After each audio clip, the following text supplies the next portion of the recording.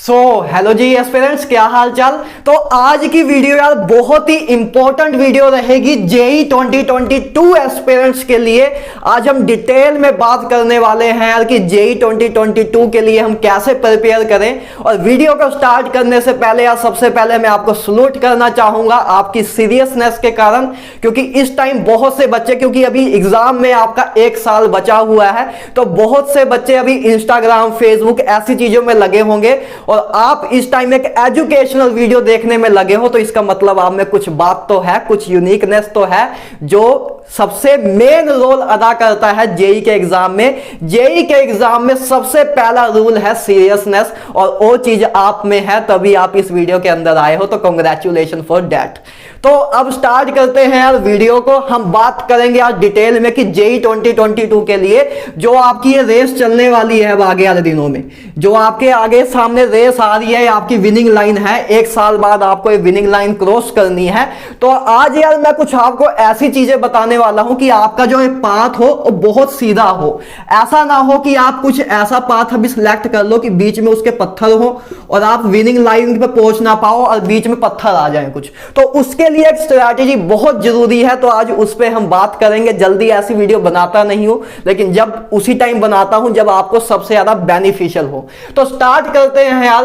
पहली बात करते हैं, मेरी कोई भी स्ट्रैटेजी की वीडियो होती है उसमें सबसे पहला क्वेश्चन मेरा यही होता है, what is definition of JEE. और आप बहुत लकी हो कि ये चीज मैं आपको आज पहले बहुत ही पहले क्लियर कर दे रहा हूं, क्योंकि जेई 2021 एस्पिरेंट्स को मैंने ये चीज बताई थी। तो अब मेरा चैनल अभी मैं कुछ टाइम पहले ही स्टार्ट किया था, तो उनको बहुत लेट ये बात समझ आई, क्योंकि आप अपने एजुकेशन सिस्टम में बताया ही नहीं जाता कि एग्जाम का एक्चुअल मोटिव क्या है। तो आपको पहली बात एक क्लियर होना चाहिए कि डेफिनेशन ऑफ जेई, कि जेई है क्या। जेई क्या एक कंसेप्चुअल एग्जाम है। क्या आप जेई को क्या समझते हो कि जेई एक कंसेप्चुअल एग्जाम है, कि कंसेप्ट आते हो तो जेई क्लियर हो जाएगा। तो नोट गाइस, ये आप बिल्कुल गलत सोच रहे हो, क्योंकि अगर एक बार कोशिश करो, एक बार बताओ मुझे, आपके क्लास में अभी भी आपकी क्लास में कुछ ना कुछ बच्चे, तो 5-6 बच्चे तो ऐसे होंगे जिनके कंसेप्ट बहुत अच्छे हैं, कंसेप्ट उनके बहुत स्ट्रांग होते हैं, लेकिन आप फाइनली देखोगे कि उनका भी जेई क्रैक नहीं होगा। आप देख लेना, बहुत से बच्चे आपकी क्लास में, अब जब बोर्ड लेवल में आप स्टडी करते हो तो उधर आपको हर एक क्लास में 2 से 3 बच्चे तो मिनिमम होते हैं जिनके कंसेप्ट बहुत अच्छे होते हैं। तो उनका जेई क्यों नहीं क्लियर होता अगर जेई कंसेप्ट वाला एग्जाम है। इस बात को समझो, जेई कंसेप्ट का एग्जाम नहीं, जेई एप्लीकेशन ऑफ कंसेप्ट का एग्जाम है। क्या है? एप्लीकेशन ऑफ कंसेप्ट का एग्जाम। आपको कंसेप्ट को अप्लाई करना आना चाहिए, तब जाके आपका जेई क्रैक होगा। अगर आपको कंसेप्ट आते हैं लेकिन कंसेप्ट को क्वेश्चन में अप्लाई करना नहीं आ रहा, आपको बर्नौली थ्योरम आती है लेकिन आपको पता नहीं है कि बर्नौली थ्योरम किस क्वेश्चन में लगाऊं, किस क्वेश्चन में ना लगाऊं, कब परफेक्ट टाइम है उसको लगाने का, कब नहीं है, तो ये चीजें वो मांगता है। एप्लीकेशन का एग्जाम है, ना कि कंसेप्ट का एग्जाम है।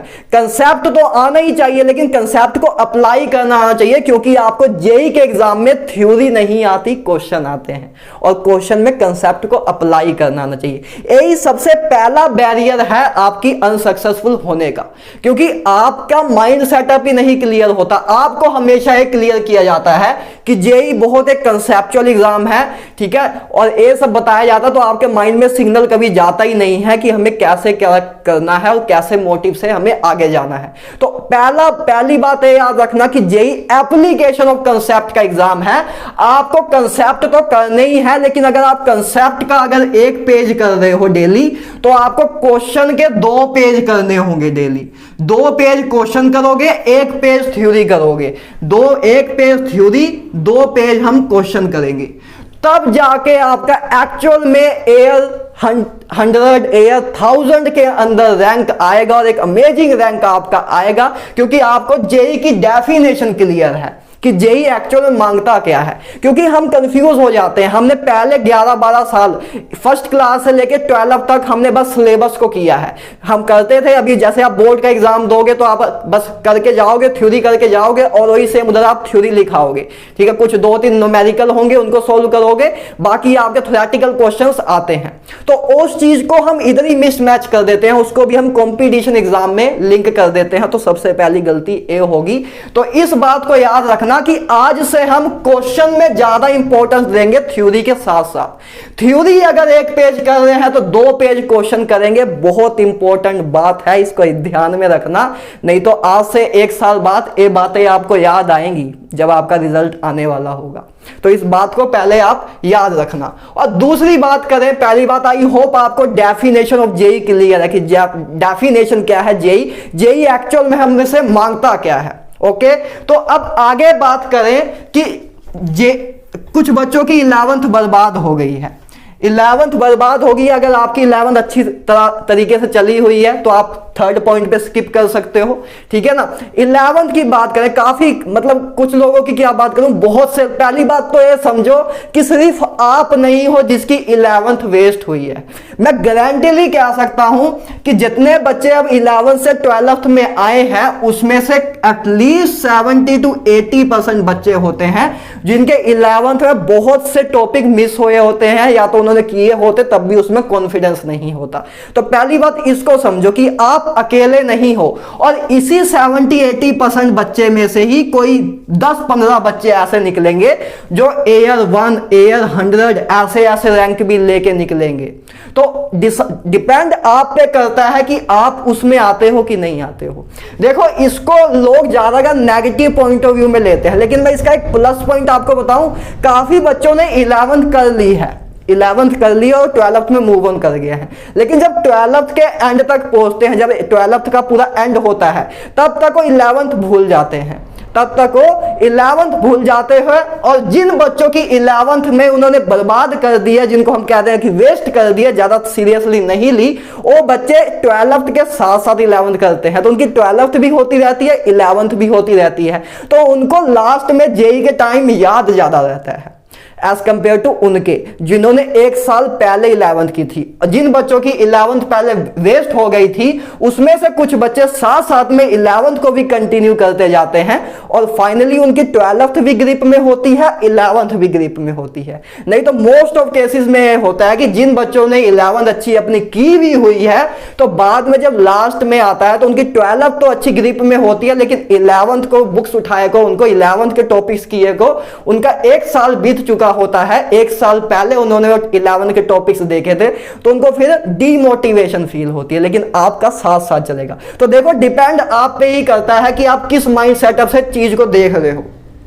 हर एक प्रॉब्लम के 2 माइंड सेटअप होते हैं, एक पॉजिटिव माइंड सेटअप, एक नेगेटिव माइंड सेट।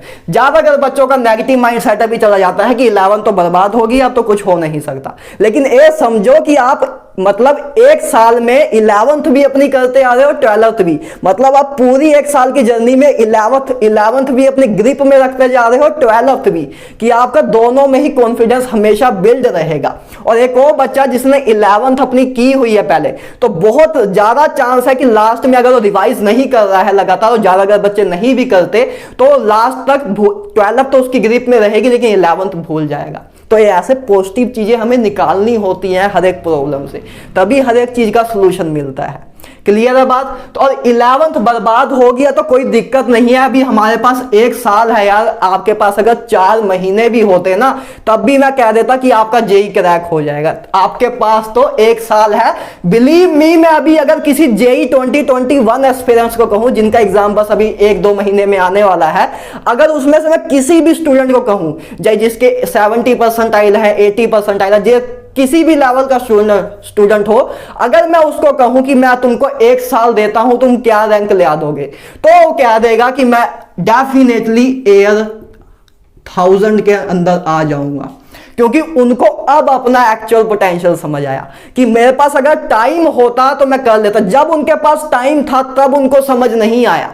अब उनको अगर मैं कहूं कि मैं तुम्हें 1 साल देता हूं, तुम जेई में अब क्या कर सकते हो अभी भी क्लियर, तो डेफिनेटली वो कहेंगे कि हमारे पास अब टाइम की कमी है, अगर टाइम होता तो मैं जरूर क्रैक कर लेता, 1 साल मुझे और मिल जाता तो मैं जरूर क्रैक कर लेता।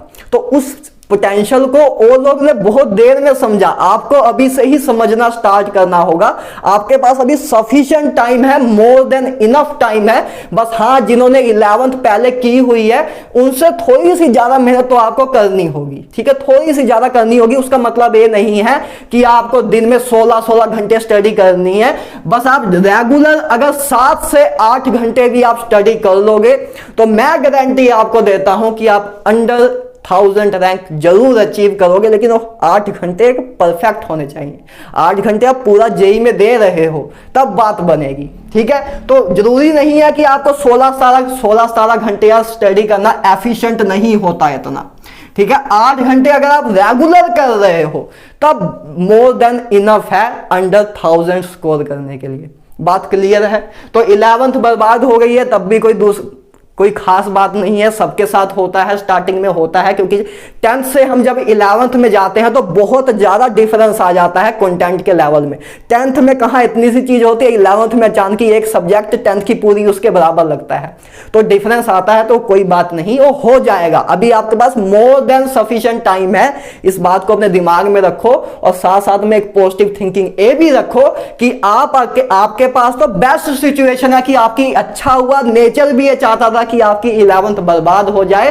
क्योंकि अब 12th में आप 11th भी अपनी ग्रिप में रख लोगे, 12th में दोनों ही साथ साथ में ग्रिप में चलती जाएंगी। और फाइनली जब आप विनिंग लाइन पे जा क्रॉस करोगे, विनिंग लाइन पे जब पहुंचने वाले होगे, जब आपका एग्जाम वाला डे आएगा, तब आप 11th भी प्रिपेयर हो, 12th भी ग्रिप में है, दोनों में ही आपका कॉन्फिडेंस है और आप फिर फाइनली क्रॉस कर जाओगे विनिंग लाइन।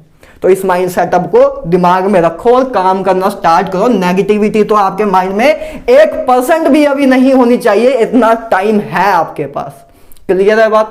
आगे बात करें, what is your final goal. आपका जेई के अकॉर्डिंग फाइनल गोल क्या है, जेई क्या रोल अदा करता है आपके फाइनल गोल में। आपको गोल क्लियर होना चाहिए जो कि आपका जेई पे डिपेंड है। इससे मेन क्या फायदा होगा, इससे मेन फायदा होगा सेल्फ मोटिवेशन का।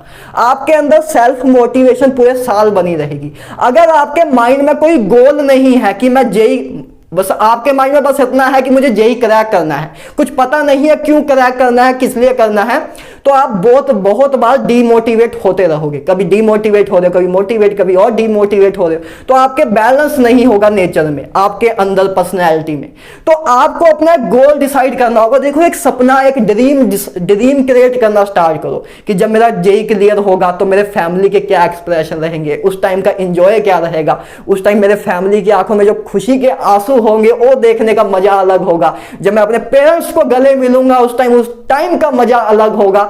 जेई क्लियर होने के बाद जब मैं उस कॉलेज में जाऊंगा तब एक मजा अलग होगा, ठीक है। कॉलेज के बाद जब एक अच्छी तगड़ी प्लेसमेंट लेके निकलूंगा, इंडिया में एक टॉप मोस्ट कंपनी में प्लेसमेंट लेके निकलूंगा और अपने फैमिली में सबसे ज्यादा ऊपर टॉप पे अर्निंग वाला बंदा होऊंगा, तो ये सब आपको ड्रीम डिसाइड करने होंगे कि आपका फाइनल गोल क्या है।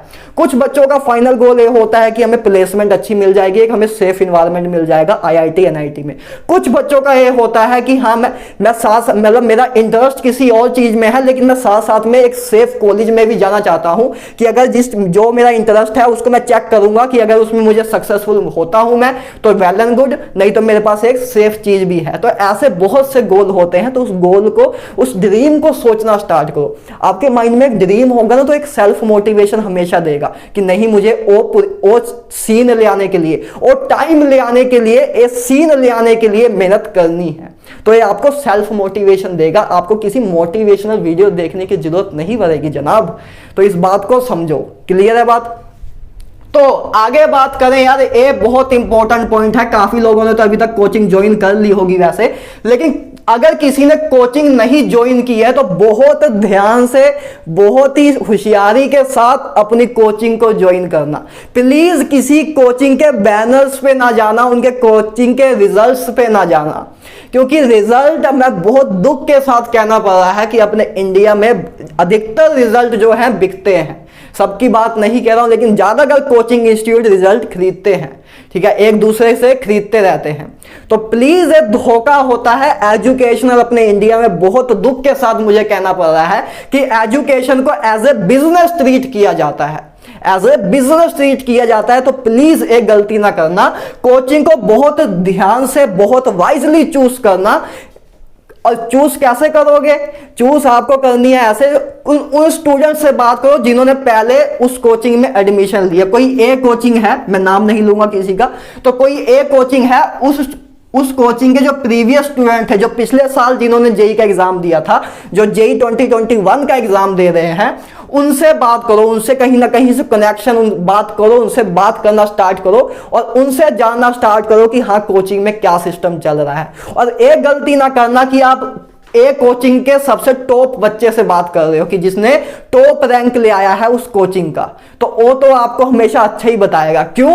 उसका मोटिव ये है क्योंकि जो ए बच्चा हो, जिस टॉप रैंकर बच्चा होगा, एक्चुअल में उसको टॉप एजुकेटर्स भी दिए जाते हैं, उसको टॉप एजुकेटर भी दिए जाते हैं। और आपको कोई भी एक एजुकेटर ऐसी उठा के दे देते हैं। सच है बात भाई, इसको बात को ध्यान में रखना, ठीक है? बहुत वाइजली, बहुत आराम से सोच समझ के डिसीजन लेना, क्योंकि ये आपकी आने वाला एक साल डिसाइड करने वाला है। क्योंकि इसके बाद आप पीछे कदम नहीं रख पाओगे, क्योंकि आप उसके बाद कुछ नवा नहीं सोच पाओगे, क्योंकि आपका 1 लाख रुपए लग चुका है। और मोस्ट ऑफ द स्टूडेंट मतलब मिडिल क्लास फैमिली से होते हैं, तो 1 लाख रुपए लगाने के बाद पीछे नहीं सोच सकते कि अब मेरे पास दूसरा ऑप्शन क्या है, फिर उनको उसी कोचिंग में करना ही पड़ता है। तो इस बात को समझ के अपने जो प्रीवियस स्टूडेंट हैं, जो प्रीवियस ईयर के स्टूडेंट हैं, कोई बी स्टूडेंट होगा, कोई सी स्टूडेंट होगा, उनसे बात करो, कम से कम 3-4 स्टूडेंट से बात करो और फाइनली कंक्लूजन निकालो कि जो बैनर में वो दिखाते हैं एक्चुअल में वैसा रियलिटी में है भी कि नहीं है। तो इस बात को सोच के अपनी कोचिंग डिसाइड करना। क्लियर है बात? आगे बात करें बिगेस्ट प्रॉब्लम्स की, जो आपके रास्ते में आने वाली हैं। बिगेस्ट प्रॉब्लम्स, आपके रास्ते में जो बिगेस्ट प्रॉब्लम्स आने वाली हैं उसको आज मैं बता रहा हूं। इन प्रॉब्लम्स को आप टैकल करके रखना, इन प्रॉब्लम्स को आप हमेशा फेस करने के लिए तैयार रहना, और इनको बस अगर आप फेस कर गए तो काम बन जाएगा। फाइनली आप जो चाहते हो जाएगा। पहली प्रॉब्लम है सी प्रॉब्लम। सी मतलब कंसिस्टेंसी। आपको कंसिस्टेंट रहना होगा बहुत ज्यादा, ठीक है? मैं फिर से बोल रहा हूं, 16-17 घंटे स्टडी करने का कोई फायदा नहीं होगा। आप 8 घंटे स्टडी करो, दिन में कोई मूवी भी देखो, कोई यूट्यूब भी चलाओ, थोड़ा एंजॉय भी करो, 8 घंटे स्टडी भी करो, थोड़ा जाके खेलो भी बाहर, सब कुछ करो, लेकिन 8 घंटे आपको, 6 से 7, 8 घंटे आपको स्टडी करनी होगी। ऐसा उसका कोई फायदा नहीं होगा। देखो जेई का एग्जाम ये नहीं मांगता कि आपने एक हफ्ता 17-18 घंटे स्टडी कर ली, उसके बाद आपने स्टडी नहीं की तब आपका जेई क्लियर हो जाएगा। तब जेई नहीं क्लियर होगा जनाब। आपको रोज 6 से 7 घंटे स्टडी करनी होगी और छोटा छोटा ऐसे स्टेप लेके तब फाइनली आप विनिंग लाइन में पहुंचोगे। एक दिन की स्टडी से नहीं होगा। तो पहली बात कंसिस्टेंसी रखना। 6 घंटे स्टडी करो, 10 घंटे जरूरी नहीं है। 6 घंटे अगर आप आने वाले एक साल में स्टडी कर गए तो एयर 1000 क्या एयर 100 में भी आ जाओगे, ठीक है? तो इस बात को ध्यान रखना। ये दो चीजें, एक तो पहली बात आपने कोचिंग अच्छी ज्वाइन कर ली, उसके बाद अगर आप कंसिस्टेंस रह गए तो बात खत्म हो जाएगा सब कुछ यार, आपको कोई रोक ही नहीं पाएगा। क्लियर है बात? तो आगे बात करें, ठीक है? पहली बिगेस्ट प्रॉब्लम यही थी कंसिस्टेंसी। काफी बच्चे कंसिस्टेंस नहीं रहेंगे, किसी दिन 17 घंटे स्टडी कर ली, किसी दिन 2 घंटे भी नहीं की। तो इस बात को ध्यान में रखना। दूसरी बात करते हैं एस मतलब सिलेबस। एस मतलब सिलेबस। वही बात है कि जेई को काफी बच्चे बोर्ड की तरह ट्रीट करते हैं, इसमें भी बोर्ड की स्ट्रेटजी अप्लाई करते हैं। वो सोचते हैं कि हमें जेई क्लियर करना है तो हमें 100% सिलेबस करना ही होगा। जनाब एक गलती ना कर देना, 100% सिलेबस को माइंड सेटअप में ना रखना। जेई एक क्वालिटी कंटेंट मांगता है। मैं आपको सच बताऊं तो अगर आप 80% जेई का सिलेबस भी कर लेते हो तो आप टॉप 1000 क्या टॉप 500 रैंक के अंदर आ जाओगे, अगर आप 80% भी अच्छे तरीके से अपना सिलेबस तैयार कर ले। ठीक है? बहुत से बच्चे 100% सिलेबस हर साल तैयार करते हैं, 100% सिलेबस कंप्लीट कर लेते हैं, लेकिन जेई उनका तब भी क्रैक नहीं होता, क्योंकि उन्होंने बस सिलेबस कंप्लीट करने में ध्यान दिया, क्वालिटी में ध्यान नहीं दिया। आपको क्या करना है, कोई भी अगर आप चैप्टर स्टार्ट कर रहे हो, अगर बाई चांस मान लो आप केमिकल बॉन्डिंग स्टार्ट कर रहे हो, तो आपको केमिकल बॉन्डिंग की हर एक टाइप के वेरिएशन के क्वेश्चन को करना है कि केमिकल बॉन्डिंग से कोई भी क्वेश्चन आ जाए, यही एमओटी से आ जाए, वीबीटी से आ जाए, कहीं से भी क्वेश्चन, हाइब्रिडाइजेशन से आ जाए, डेल्टा बॉन्डिंग, बैक बॉन्डिंग, कहीं से भी क्वेश्चन आ जाए तो आपका केमिकल बॉन्डिंग की सारी वेरिएशन आपका कंप्लीट हो।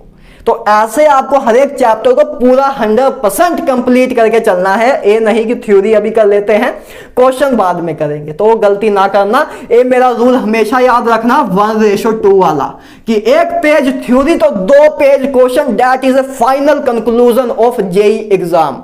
इससे अगर ये आपने रूल फॉलो कर लिया तो जेई की सक्सेस डिफाइंड है आपकी, कोई नहीं रोक पाएगा। किसी के अंदर इतनी ताकत नहीं है जो आपकी सक्सेस को रोक दे, अगर आपने ये चीज फॉलो कर ली, ठीक है, कोई नहीं रोक पाएगा। ठीक है, आगे बात करें सिलेबस। यार आपको अच्छा क्वालिटी में रखना है, 100% सिलेबस भी करना, लेकिन रखना माइंड में क्या है कि हमें अच्छे कंटेंट से करना है। कि अगर अपना सिलेबस एंड मतलब जिस दिन अपना एग्जाम आने वाला है तब अपना अगर सिलेबस 100% नहीं भी होता है, अगर अपना सिलेबस 80% भी होता है, तो उस 80% पे हमें कॉन्फिडेंस होना चाहिए कि जनाब इधर से तो कोई भी क्वेश्चन आ गया तो मैं कर ही डालूंगा। तो 80% क्वेश्चन भी अगर 80% कर गए ना तो आपको भी नहीं पता कि आपका रैंक क्या आ जाएगा। ठीक है, जेई का एग्जाम है, बोर्ड का एग्जाम नहीं है, इंडिया का one of the toughest exam है। 80% बहुत होता है जेई के एग्जाम में, तो इसलिए पूरे सिलेबस पे ध्यान देने से अच्छा क्वालिटी कंटेंट पे ध्यान देना। पहले दूसरी गलती ए भी होती है। तीसरी गलती आर मतलब रिवीजन। रिवीजन पे जनाब हम ध्यान नहीं देते। रिवीजन करना स्टार्ट करनी होगी, रिवीजन प्लान हमें बनाना होगा, टाइम टू टाइम चीज रिवाइज करनी होगी। केमिकल बॉन्डिंग अगर हमने किया है तो आज से उसको 10-15 दिन में हम एक बार फिर से 10-15 मिनट दे रहे हैं देखने में।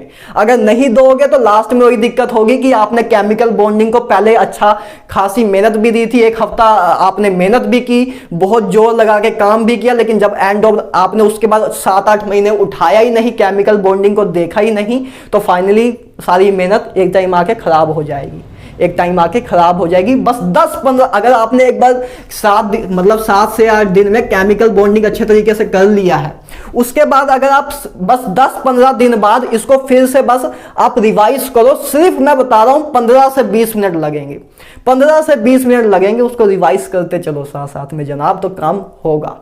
ठीक है, तो आगे बात करें रिवीजन विच बहुत ज्यादा जरूरी है, बहुत ही ज्यादा जरूरी है। उसके बाद बात करें एन का मतलब नोट्स, और ज्यादा प्रिसाइसली बात करूं तो शॉर्ट नोट्स। शॉर्ट नोट्स बहुत जरूरी है। रिवीजन एक्चुअल में most effective way to revise anything is short notes making. Chemical bonding आप 100 पेज का करते हो, 100 पेज की थ्योरी करते हो, लेकिन फाइनली आपको एक टेक्निक आनी चाहिए कि उस 100 पेज का कंटेंट को आप अपने अकॉर्डिंग 2 से 3 पेज में कन्वर्ट कर दो। कि जब फाइनली आपको रिवाइज करना हो तो बस आपको फिर से वो 100 पेज ना रिवाइज करने हो, बस 2 से 3 पेज किए पूरा चैप्टर रिवाइज। क्योंकि जनाब आपके 90 चैप्टर हैं आपके जेई के सिलेबस में, और अगर हर एक चैप्टर के ऑन एंड एवरेज अगर माने कि 100 पेज की थ्योरी होती है, 100 पेज हमारे क्वेश्चन, अगर हम एक आप अच्छी कोचिंग में हो तो क्वेश्चन थ्योरी ये सब करा के अगर आपको डिटेल्ड वे में करा रहे हैं अप टू एडवांस लेवल तक, तो आपके 100 पेज की थ्योरी और क्वेश्चन मिला के, क्वेश्चन बैंक मिला के हो जाता है।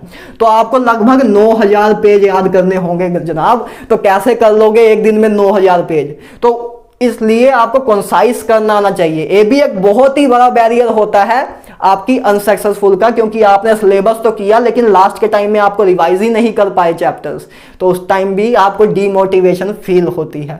तो रिवीजन नोट्स आपको साथ साथ में बनाते चलने हैं, वही आपको बहुत ज्यादा बेनिफिट्स देगा। ठीक है, तो नोट्स इज वेरी नेसेसरी। उसके बाद लास्ट में आता है टेस्ट। टेस्ट से ना डरना, टेस्ट से ना डरना, अपने आप से ना डरना कि मैं टेस्ट के मार्क्स देखता हूं तो मैं डीमोटिवेट हो जाता हूं इसलिए मैं टेस्ट नहीं दूंगा। एक गलती ना करना भाई साहब, एक गलती आपको नहीं करनी है, जो मर्जी हो जाए एक गलती हम नहीं करेंगे।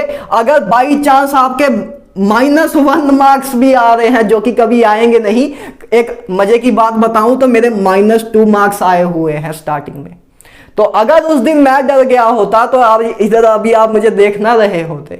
तो -2 मार्क्स जब मेरे आए हुए तो आपके आएंगे, तो आपको भी कोई प्रॉब्लम नहीं होनी चाहिए। वैसे आपके आएंगे नहीं इतने, लेकिन अगर आपके मान लो 10 मार्क्स आ रहे हैं 300 में से, मैं बहुत ही खराब से खराब केस लेके चल रहा हूं कि अगर आपके 10 मार्क्स भी आ रहे हैं तो जनाब हम अगली बार सोचेंगे कि हमें 40-50 तक जाना है, 40 नंबर और गेन करने हैं, छोटा छोटा टास्क लेके जाएंगे। अचानक ही नहीं सोचेंगे कि 300 में से 300 ले लेंगे, क्योंकि फिर आएगा कुछ नहीं और डिमोटिवेशन और ज्यादा एडअप होगी। तो टेस्ट देना कभी नहीं भूलेंगे, टेस्ट हमेशा हम देते रहेंगे, अपने आप को चेक हमेशा करते रहेंगे। अगर आप अभी ही टेस्ट से इतना डरोगे तो फाइनल सोचो कि जिस दिन आपका एग्जाम होगा उस दिन आपकी नर्वसनेस किस लेवल पे होगी। तो उस दिन तो जो आपने किया हुआ है तो वो भी नहीं कर पाओगे। तो टेस्ट बहुत जरूरी है आपकी नर्वसनेस को कम करने के लिए, आपका एग्जाम टेम्परामेंट मेंटेन करके रखने के लिए, आपके माइंड को बैलेंस करके रखने के लिए कि आपकी जो सामने चीजें आएंगी उसको आप कैसे एक पॉजिटिव वे में ले रहे हो। तो ये एक साल की जर्नी आपको पता, आपके माइंड सेटअप को बिल्ड करेगी कि हमें टेस्ट के लिए कैसे प्रिपेयर रहना है। और जब हमारे सामने एग्जाम की स्क्रीन शो होगी तो हमने अपनी नर्वसनेस को कैसे कंट्रोल करना है वो ये चीज सिखाएगी जनाब। तो इस बात को ध्यान में रखेंगे हम। तो उसके बाद आगे बात करें यार, तो ये 5 प्रॉब्लम्स थी, तो इसको आप ध्यान में रखना भाई साहब, तो आपका काम हो जाएगा, ठीक है ना। उसके बाद बात ये कर लेते हैं how to balance 11th backlogs with going on 12th class. कि 12th क्लास साथ साथ में चल रही है, अब हमें ये नहीं समझ आ रहा कि 12th के साथ साथ हम 11th को कैसे करें। तो इसके बारे में बात करें तो यार इसका सबसे पहले बेस्ट अप्रोच ये रहेगा कि सबसे पहले आपने 12th को तो पूरा करके रखना, पूरा बिल्डअप करके रखना। 12th में का तो एक भी दिन कुछ भी मिस नहीं होना चाहिए। जो आपके कोचिंग में, जो आपके क्लास में चल रहा है उसी दिन आपको खत्म करना है। 12th तो आपकी पूरी ब्रिंग में होनी चाहिए, पूरी स्ट्रेंथ में होनी चाहिए। ये नहीं कि 12th भी आधी कर रहे हैं, 11th भी आधी कर रहे हैं, 12th भी उतनी अच्छी नहीं हुई, 11th भी उतनी अच्छी नहीं हुई, दोनों से काम हाथ धो बैठे। तो 12th तो आपने पूरी ग्रिप में अपनी रखनी है। 11th के लिए सबसे बेस्ट आपके लिए टेक्निकल इन्वायरमेंट के लिए, अब तो हमें यार टेक्नोलॉजी ने बहुत इंप्रूव कर दिया है, बहुत सी हमें चीजें मिल गई हैं, हमारे पास इंटरनेट बहुत अच्छा आ गया है, टेक्नोलॉजी बहुत अच्छी आ गई है। तो आप 11th के बैकलॉग को अपनी वीडियो से कवर कर सकते हो, यूट्यूब वीडियो से कवर कर सकते हो। मैंने भी और मतलब केमिस्ट्री के लिए बहुत सी, मतलब लगभग केमिस्ट्री तो मैं सारी 11th की करा चुका हूं और बिल्कुल उसी लेवल तक करा चुका हूं कि आपके पास टाइम भी कम है, उस अकॉर्डिंग मैंने कराया भी हुआ है। बस हाँ, फिजिकल के कुछ चैप्टर हैं जो कि मैंने बिल्कुल जब चैनल स्टार्ट किया था तब किए थे, तब उस टाइम मैं इतना सही तरह बोल नहीं पाता था, उतनी इफेक्टिव डिलीवरी नहीं होती थी।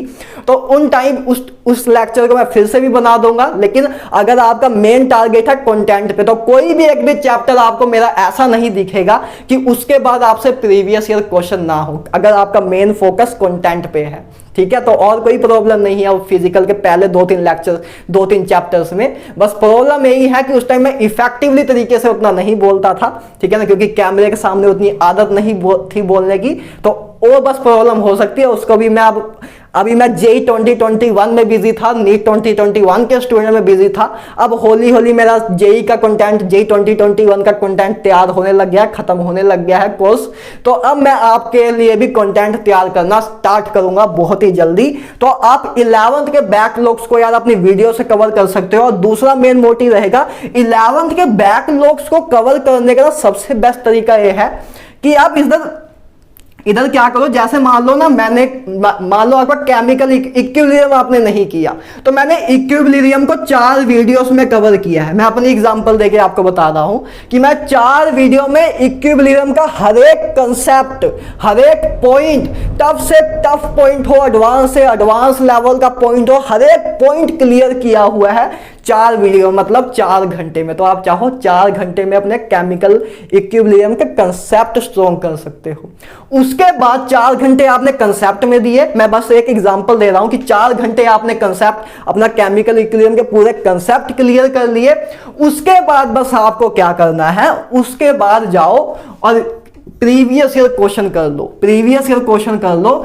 आपके जेई मेंस में होंगे 100, जेई मेन में मान लो मैक्सिमम 100 क्वेश्चन होंगे, जेई एडवांस में मान लो मैक्सिमम 100 क्वेश्चन होंगे, 200 क्वेश्चन ये करो, मैं कह रहा हूं। उसके बाद आपका जो जेई 2022 में आएगा, अगर केमिकल इक्विलिब्रियम से क्वेश्चन आएगा तो कोई चांस ही नहीं है कि आप उसको ना कर पाओ। तो इधर से 11th भी आपकी हो जाएगी, 4 घंटे में आपने थ्योरी की, और 200 क्वेश्चन आप अगर एक हफ्ते में भी 200 क्वेश्चन करते हो, रोज के 20-30 क्वेश्चन भी कर लेते हो, हो, तो इधर आपकी 11th भी होते जा रही है, 12th भी होते जा रही है, तो काम दोनों ही हो जाएगा। और फाइनली आप क्या होगा, finally exam day is your day, कि एग्जाम डे जो एग्जाम वाला दिन होगा तो फाइनली वो आपका दिन होगा और आपकी सक्सेस आपके सामने होगी और आपका फेस ऐसे एक स्माइली फेस होगा आपके सामने कि हाँ मैंने कुछ किया है लाइफ में। ठीक है, तो आई होप यार आपको एक बेस्ट एक्सपोजर मैं जितना देना चाहता था मैंने दे दिया है। मैंने कोशिश की कि आपके सारे पॉइंट्स मैं कवर कर दूं। अगर कोई पॉइंट आपके माइंड में है जो रहता है कवर करना तो कमेंट सेक्शन में लिख देना। अगर उसका कमेंट सेक्शन में रिप्लाई करना पॉसिबल हुआ तो मैं जरूर कर दूंगा, नहीं तो उस पर एक वीडियो भी बना देंगे छोटी सी, ज्यादा से ज्यादा इतना कर सकते हैं।